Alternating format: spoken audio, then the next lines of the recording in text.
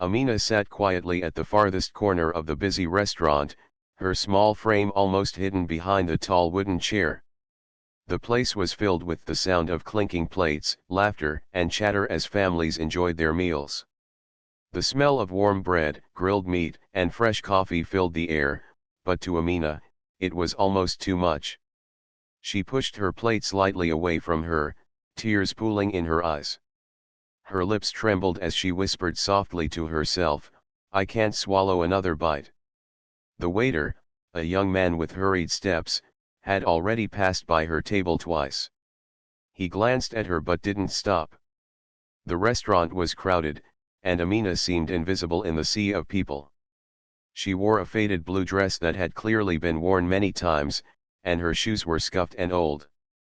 Yet, her face carried a quiet beauty, with large brown eyes that looked far older than her age. They carried stories of struggles that no child should have known. She lifted her fork, trying to convince herself to take another bite, but her body refused. It wasn't because she was full, it was because her stomach had been empty for too long. When food finally touched it, the ache became unbearable. She had saved her coins for 3 days just to sit in this restaurant, hoping to feel like a normal girl for once, hoping to eat without worry. But now, she couldn't go on. People at nearby tables noticed her tears but quickly looked away. Some shook their heads, whispering to one another, while others pretended she wasn't there at all. The laughter of children at the next table cut into her heart. They had plates overflowing with food, and their parents encouraged them to eat more, to take dessert after. Amina's small plate of rice and soup looked tiny compared to theirs. She tried to hide her face with her hand, ashamed that she couldn't even eat the little she had. Her mind wandered to her mother, who worked long hours cleaning houses. Most days, they survived on bread and water, sometimes skipping meals entirely. Her mother often said, "Eat, Amina.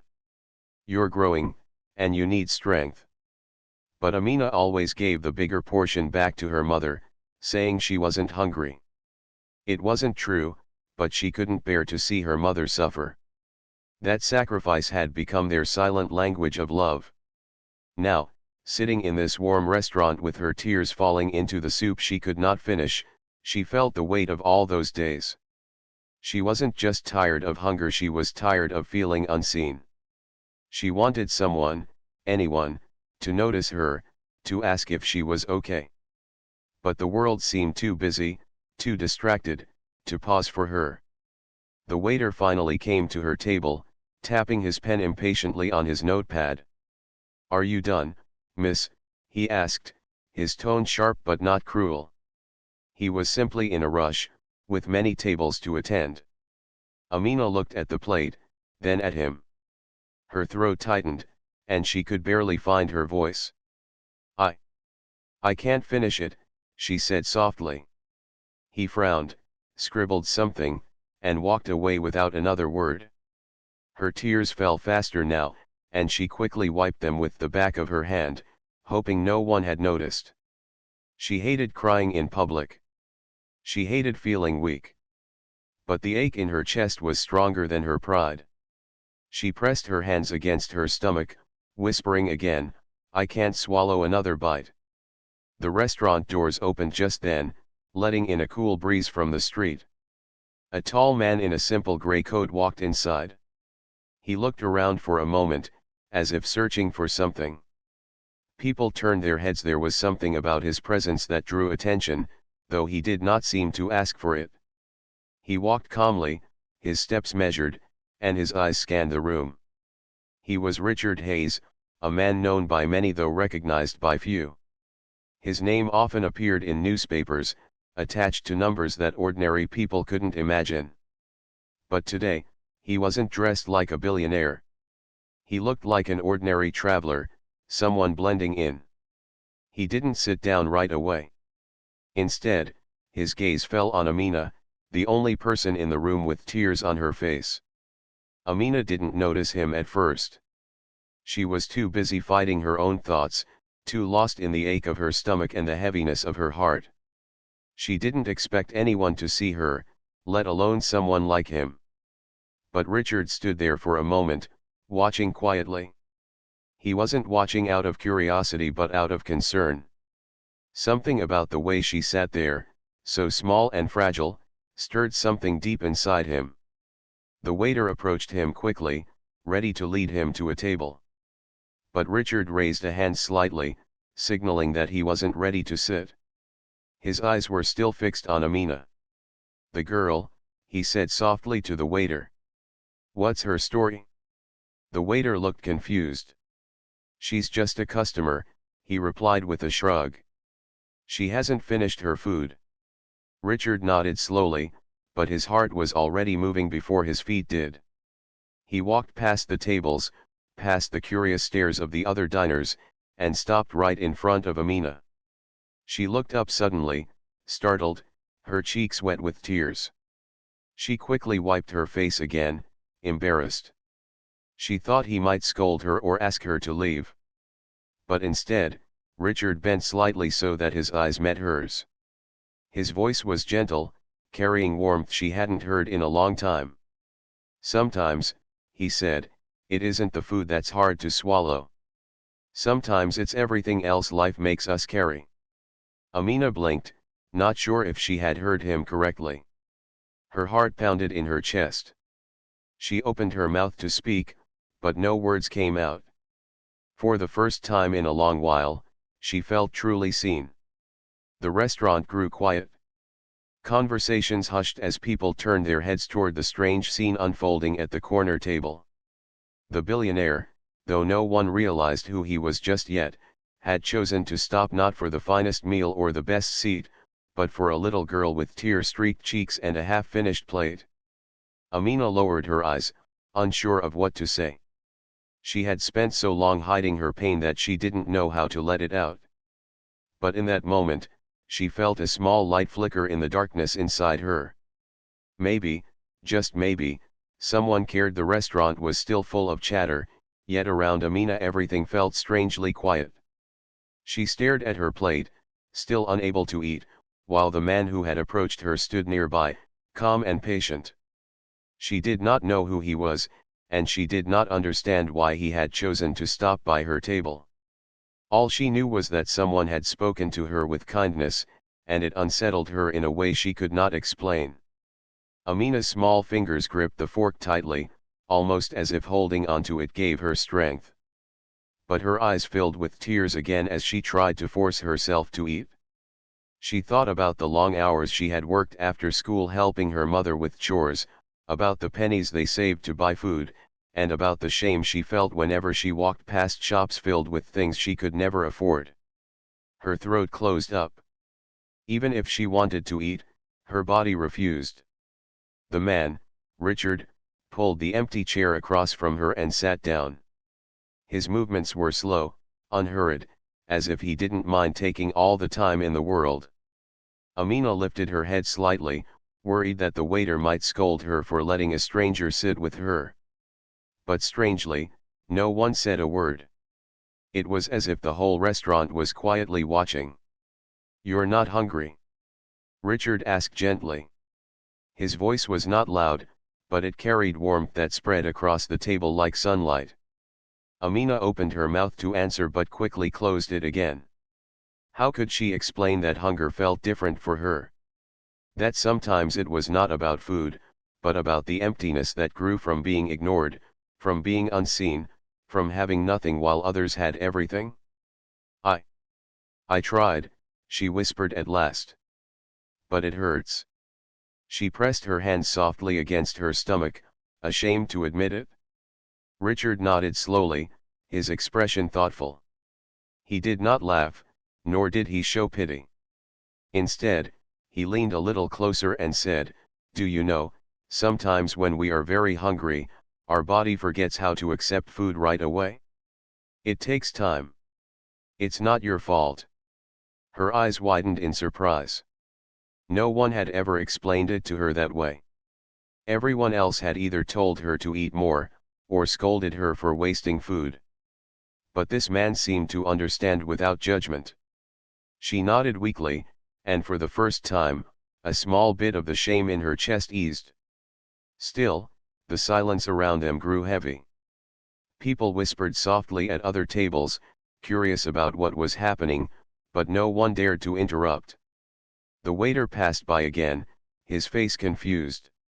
He wanted to clear the plate, but Richard raised his hand slightly, stopping him. The waiter hesitated, then walked away. Amina lowered her eyes again, embarrassed. "I shouldn't be here," she murmured. "This place is for people who can eat properly. People who have money. I don't belong here."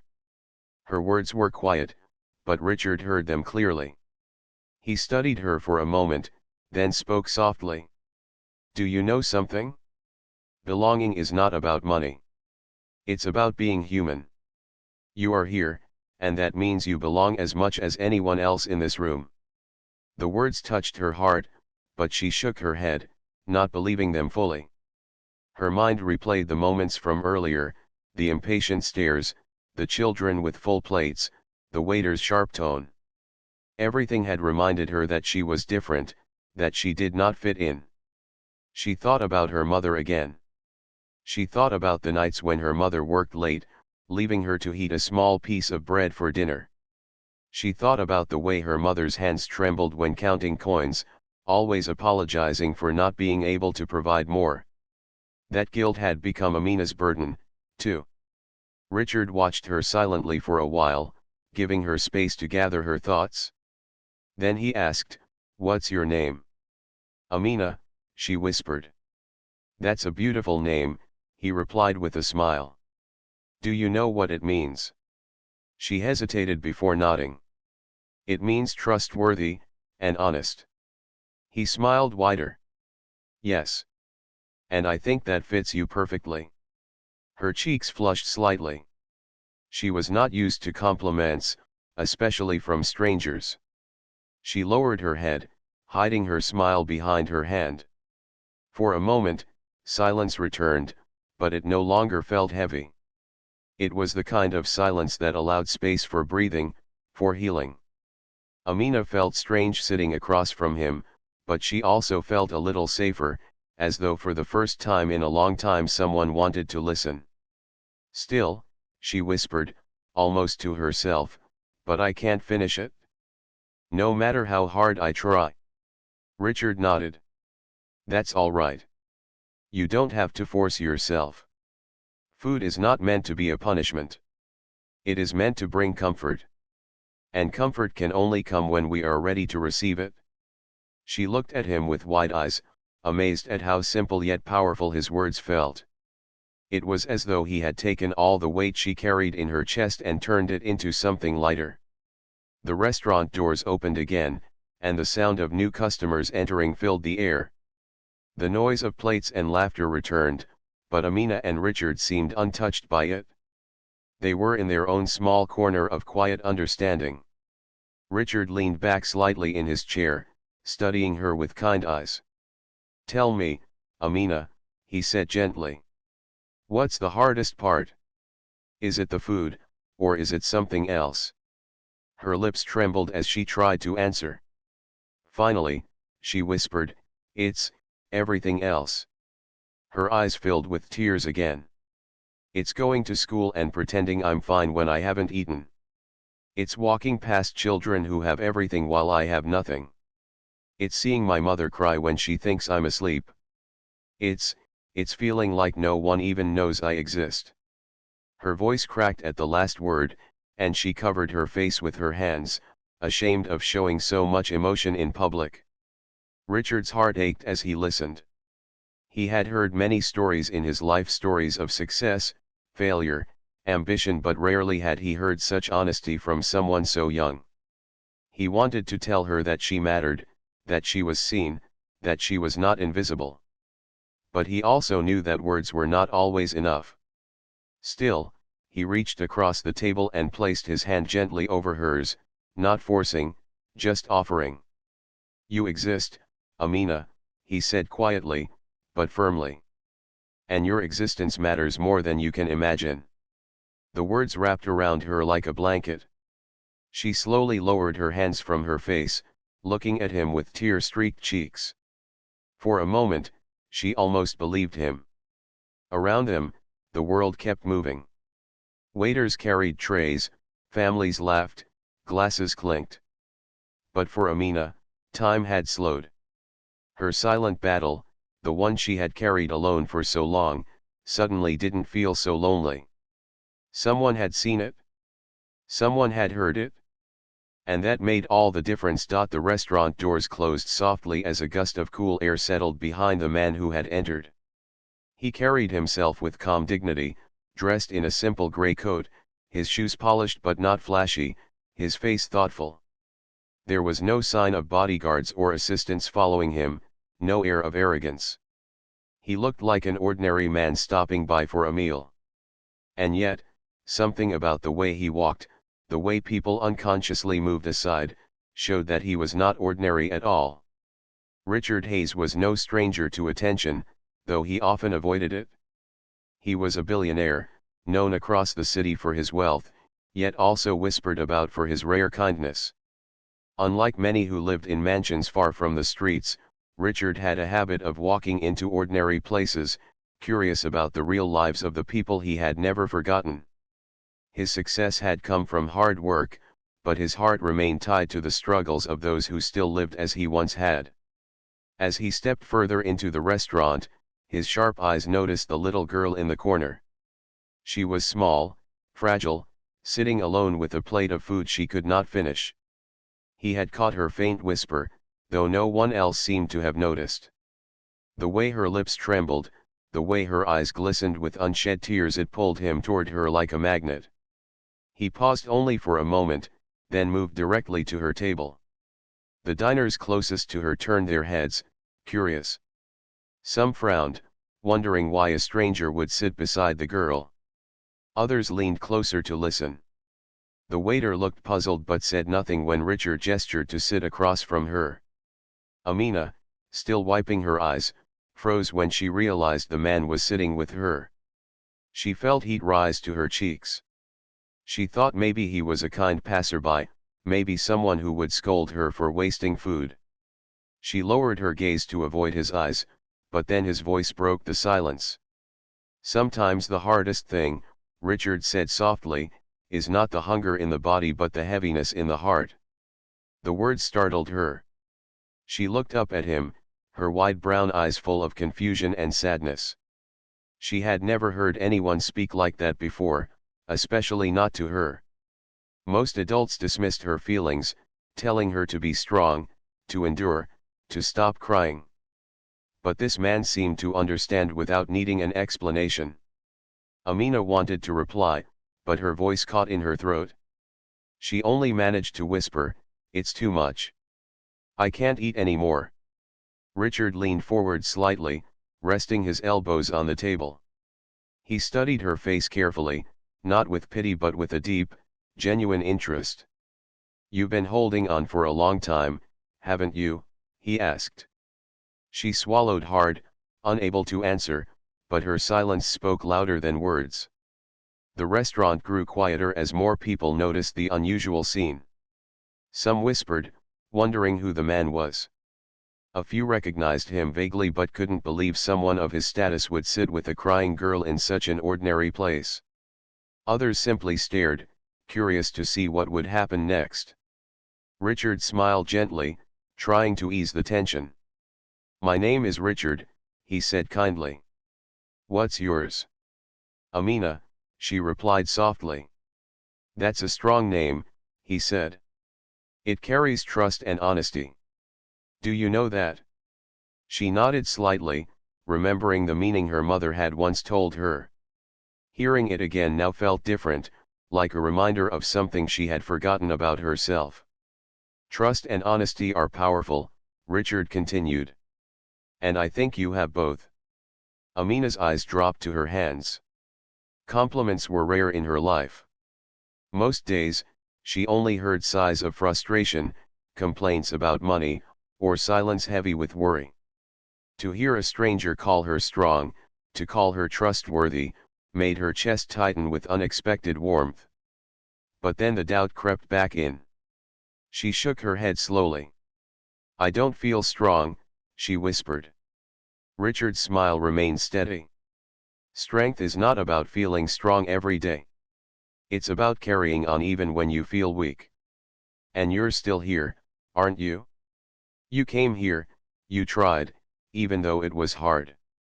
That is strength. Her lips parted slightly, surprised by his words.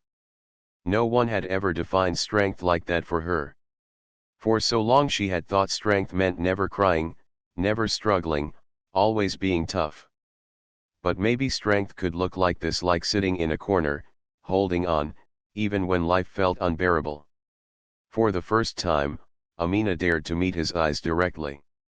There was no judgment there, only kindness. She didn't know who he really was, but something in his calm presence made her feel safe enough to speak again. My mother works so hard, she whispered.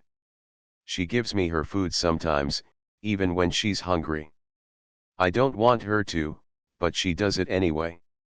I try to eat, but today, her voice cracked, and she shook her head. I just couldn't anymore. Richard's heart tightened. He saw not just the child in front of him but the invisible weight she carried for her family. He remembered his own childhood, the long nights of hunger, the way his own mother had sacrificed for him. He had promised himself long ago that if he ever had enough, he would never forget children like Amina. You love your mother very much, he said softly. Amina nodded quickly, her tears falling faster. She's all I have. Richard leaned back slightly, his eyes thoughtful. Around them, the restaurant was quiet again. People were listening, but he didn't care. His focus was on the girl in front of him. You know, he said after a pause, sometimes life feels like a battle we are fighting alone. But you are not alone, Amina. Not today. Her chest rose and fell quickly, overwhelmed by the sudden wave of comfort in his words. No one had ever told her she wasn't alone. For years, she had carried her pain silently, convinced no one cared. But now, this stranger was telling her otherwise. For the first time in days, maybe even weeks, she felt a small spark of hope. It was faint, but it was there. Richard noticed her expression change ever so slightly. He smiled again, this time brighter. Do you know who I am? He asked gently. She shook her head. To her, he was just a kind man in a gray coat. That's good, he said with a small laugh. Because right now, I don't want to be anyone important. I just want to be someone who listens. Amina blinked in surprise. His words confused her, but they also made her heart ease. He wasn't here to impress her or show off. He was simply here to sit with her, to remind her that she mattered. The other diners exchanged glances, realizing more and more who he might be. Some whispered his name, shocked to see a billionaire speaking so humbly to a child. But Richard paid no attention. His world was at this table, with Amina. The silent battle she had carried alone had just shifted. She was no longer unseen. Someone had noticed. Someone had cared enough to sit down, to ask, to listen. And though she didn't know it yet, this was the beginning of something that would change her life forever. The little restaurant was filled with soft music and the clinking of spoons against bowls, but at Amina's corner table, the world felt quiet. The man in the gray coat sat across from her, his eyes calm, his voice steady. He had already surprised her with his kindness, but now, his presence felt even stranger. It was as if time had slowed, as if everyone else in the room was fading while he stayed. Amina rubbed her hands nervously against the sides of her faded dress. She still felt out of place, still embarrassed that someone like him had chosen to sit with her. But at the same time, her heart whispered that maybe this moment was not meant to shame her. Maybe it was meant to give her something she had been missing for a long time: comfort. Richard leaned forward a little, resting his hands on the table. His voice was gentle, but it carried enough strength to hush the whispers that floated around them. Amina, he said softly, I want you to know something. Sometimes hunger is not only about food. Sometimes it is about the need to be seen, to be heard, to be cared for. Do you understand? She blinked at him, her lips parting slightly. His words reached deep inside her, touching a part of her heart she had never spoken about. She nodded slowly, almost afraid to admit that he was right. I feel invisible most days, she whispered.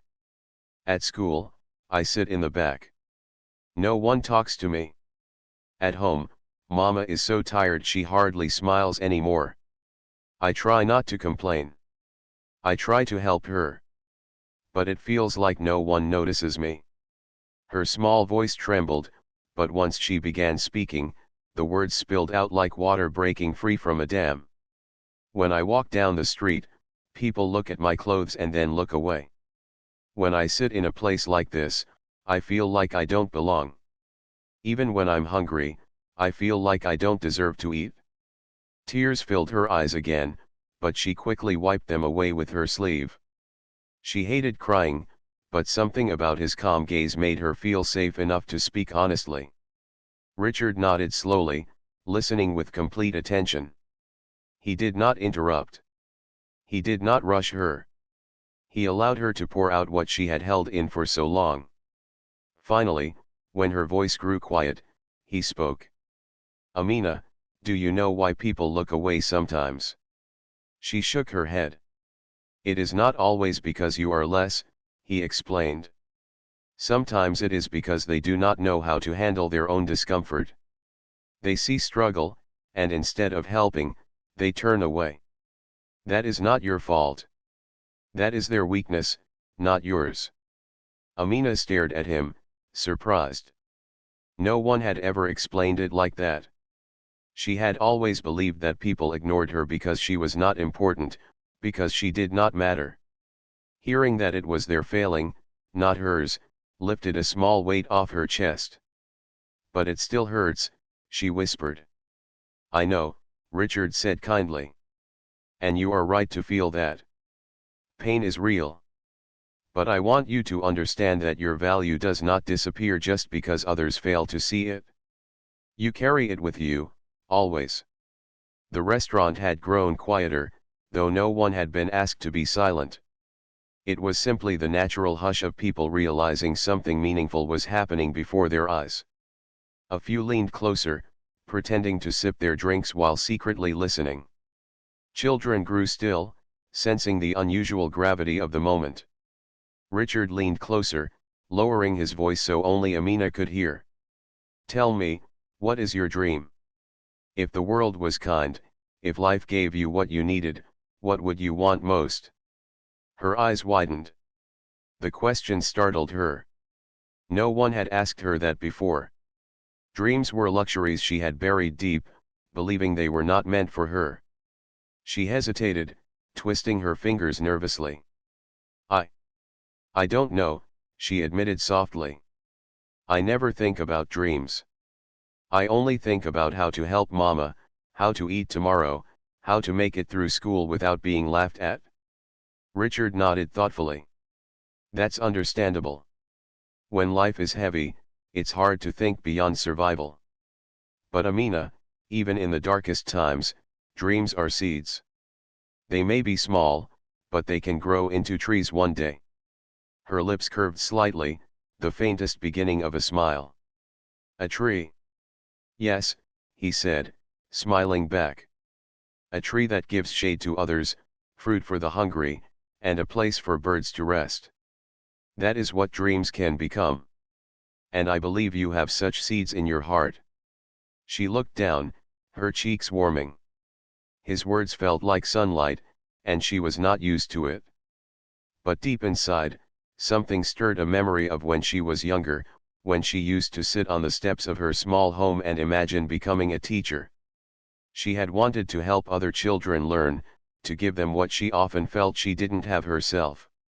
She had buried that dream long ago, but now it whispered faintly in her heart again.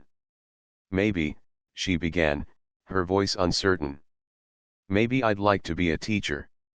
I like books. I like reading stories. Richard's smile grew. That is a wonderful dream.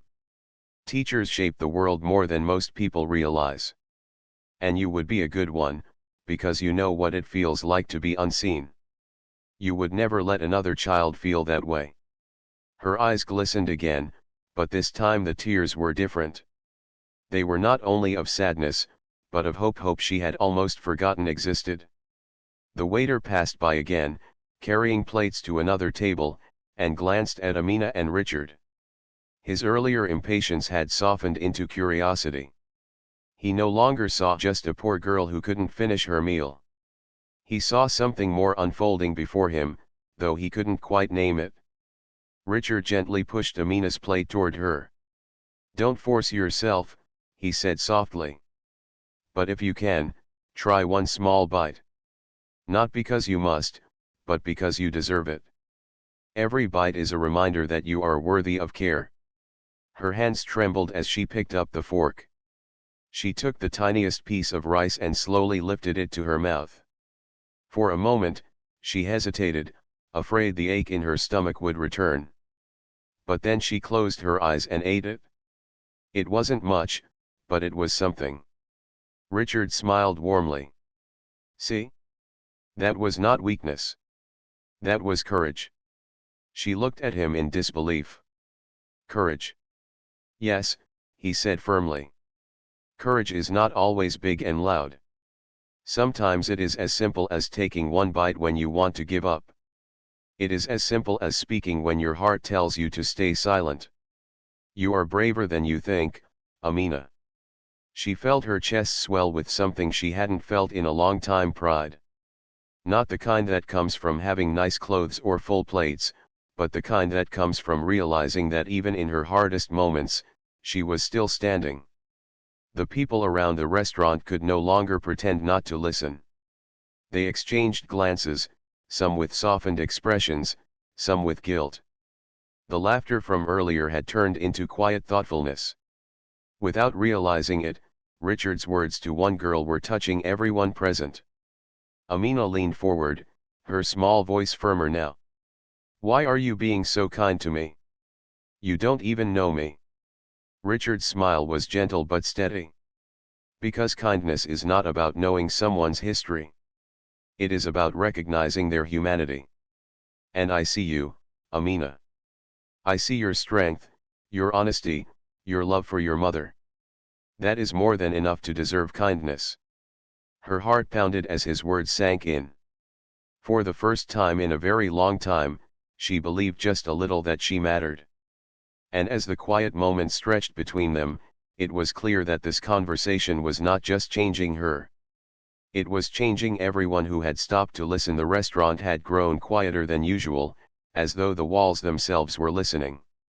Amina sat across from Richard, her eyes softer now, no longer just full of sadness but holding something new, something like hope. She could hardly believe the kindness he had shown her. All her life, she had felt like a shadow no one noticed, but in just a short while, this stranger had made her feel seen. She still didn't know who he really was. To her, he was only Richard, a man in a grey coat who had chosen to sit with her when no one else would. She had no idea that the same man was one of the most powerful and wealthy people in the city. But maybe that was why his words felt so real. He wasn't speaking to her as a billionaire. He was speaking to her as a human being. Richard leaned back in his chair and studied her for a moment, as if making a decision in his mind. Finally, he spoke softly. "Amina, I want to make you a promise. From today, you will not carry this burden alone." Her breath caught. She blinked, unsure if she had heard him correctly. "What do you mean?" she whispered. Richard smiled, the kind of smile that came from deep sincerity. "I mean that you and your mother will not have to fight this silent battle without help. I will make sure you have food, care, and the chance to dream again." Her heart pounded so fast that she thought others in the room might hear it. "But, why? Why me?" "Because," Richard said gently, "sometimes life chooses a moment to remind us of our responsibility to one another. Today, that moment is here. You are not invisible, Amina. You are precious. And I will not let the world forget it. Her eyes filled with tears, but they were different from the tears she had shed earlier. These tears carried relief, surprise, and gratitude all at once. She pressed her small hands to her face, overwhelmed. No one has ever said that to me, she whispered. Richard reached across the table, not to take her plate this time, but to place a reassuring hand near hers. Then let today be the first of many times you hear it. You matter. Your mother matters. And you both deserve more than just survival, you deserve to live. The other diners who had been watching in silence now felt their hearts stirring. Some lowered their eyes in shame, realizing how quickly they had ignored the girl at first. Others smiled softly, touched by the scene unfolding before them. Even the waiter, who had earlier been impatient, now stood quietly at the edge of the room, humbled by what he was witnessing. Amina wiped her tears and looked at him carefully. She wanted to believe his words, but part of her was afraid. Life had been hard for so long that trusting kindness felt risky. What if it doesn't last? She asked timidly. Richard nodded, understanding her fear. That's fair. Life has not been kind to you, so it's hard to believe it could change. But I am not here for just today, Amina. I am here to make sure tomorrow looks different for you and your mother. She stared at him, searching his face for any sign of false promises, but all she saw was steady truth. Her heart softened a little more. Just then, Richard stood up, and the whole restaurant seemed to hold its breath. He reached into his coat pocket and pulled out a small notepad. With quick strokes, he wrote down something, then handed the page to the waiter. Make sure she and her mother are cared for, he said firmly, but gently. The waiter's eyes widened when he saw what was written. It was an arrangement for daily meals to be provided, already paid for. Gasps spread quietly across the restaurant. People began to realize who the man truly was. Some whispered his name, Richard Hayes, the billionaire who often gave but rarely sought recognition. And yet, even as they whispered, Richard himself remained calm and humble, his attention fixed only on Amina. He knelt slightly beside her chair so their eyes were level. Do you trust me, Amina? She hesitated, then nodded slowly. Something deep inside told her that he meant every word. Good, he said with a warm smile. Because I have more than food to offer. I want to give you something even greater, the chance to grow. I will make sure you have books, a safe place to study, and the freedom to chase your dream of becoming a teacher. Her mouth opened slightly in shock. She had not even told him about her dream, yet he spoke as though he already knew. Perhaps it was because her eyes had betrayed the light when she had mentioned it earlier. Or perhaps it was because he understood children like her more than anyone realized. You would do that, she whispered. Yes, Richard said simply. Because the world needs your voice, Amina. The world needs teachers like you. And I believe in you. Her lips trembled as she tried to form words, but none came. Instead, she leaned forward and whispered the only thing she could manage, thank you. Richard shook his head gently. Do not thank me. Just promise me one thing. What? That when your life is brighter, when you are strong and standing tall, you will remember this moment. And you will pass it on. You will help someone else who feels invisible, someone else who is hurting. Will you do that? Amina nodded quickly, her tears spilling again. Yes. I promise. The room was utterly silent, as though the walls themselves were sealing her promise into memory. The diners who had once ignored her now looked at her with respect. Even the children who had laughed and played earlier now watched her with wide eyes, perhaps learning their first real lesson about kindness. Richard stood and placed his hand gently on her shoulder. Then it's settled, he said softly. This is not the end of your story, Amina. It is the beginning. With that, he gave her one last smile before stepping away. The waiter hurried to follow his instructions, ensuring everything was arranged for her and her mother. Amina sat frozen for a moment, still unsure if this was real. Then slowly, she looked around the room. For the first time, the people who had once looked away were now looking at her not with judgment, but with compassion.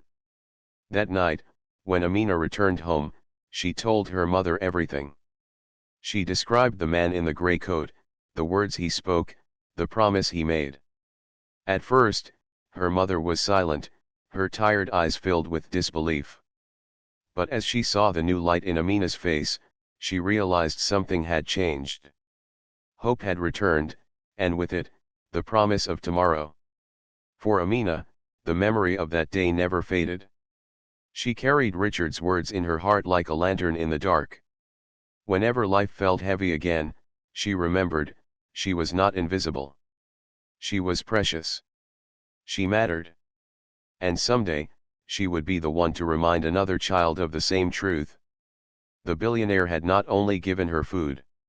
He had given her something far greater, the belief that her story was worth living. And in that belief, the girl who once whispered, "I can't swallow another bite," found the strength to begin a new chapter of her life, filled not with silence, but with hope, dignity, and the promise of tomorrow.